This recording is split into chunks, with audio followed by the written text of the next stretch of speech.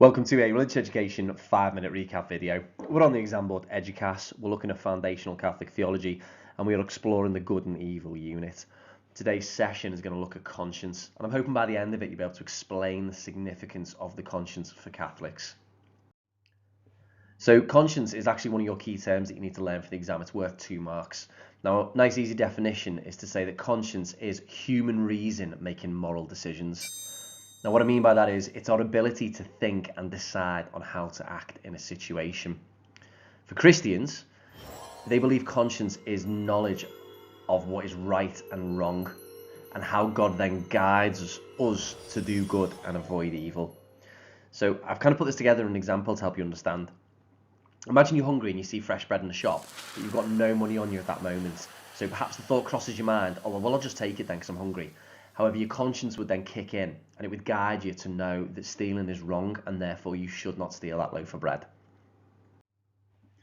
So Catholics and conscience then, well, according to Catholics, everyone has a conscience. And this conscience, it makes you self-aware and it allows you to reflect on and guide your actions. So I've given you an image there of somebody looking in a mirror. So this is going to be relevant for us when we look at the next individual. But the idea is you look in a mirror because you look for your imperfections, you check how you are, you reflect on yourself and you try and improve yourself.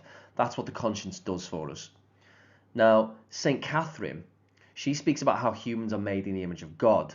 This is known as Imago Dei. But it means that we also have a conscience. And she uses that mirror example to explain being made in the image of God and this idea of conscience.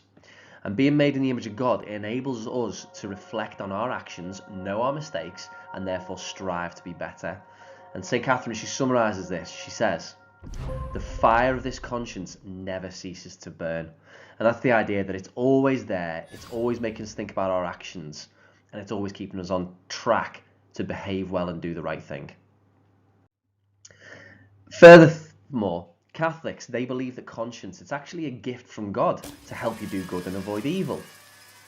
Now, St. John Henry Newman, he refers to the conscience, he says it's God's voice inside us, and it enables us to make judgments on right and wrong.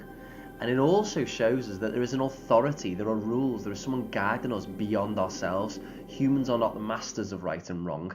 There's this divine presence, God, this transcendental presence, God, who's guiding us.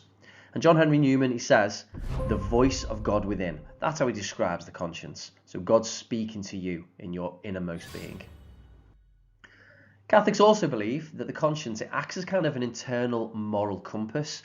And St. Thomas Aquinas, he believed that conscience, it's our ability to apply God's laws to our lives. So you'll see things like the parables or the 10 commandments, the Beatitudes, and then you make a decision on how to behave.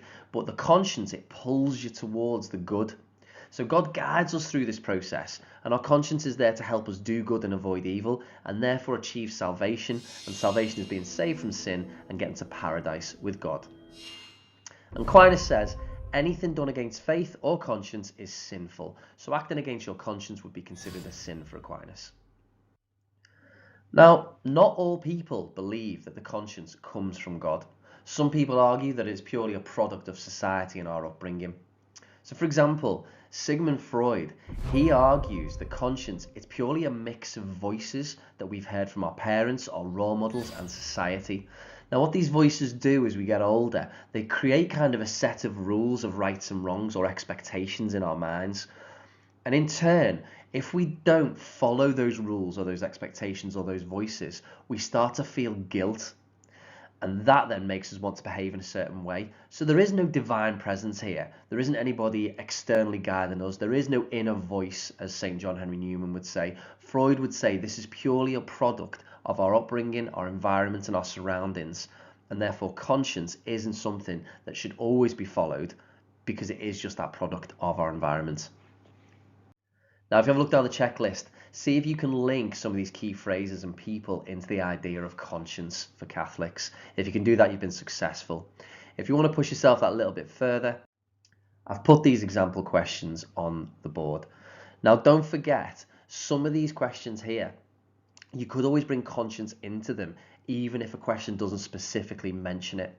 So, for example, you may get a question which says, following Jesus is the most important thing a Catholic could do. Well, you could bring in conscience. You could say, well, no, I disagree, because you can follow your conscience. So always remember this idea of conscience. Even if a question doesn't directly come up on it, it's really useful to bring into some other questions that you're answering. Whatever you get up to, best of luck and thanks for listening.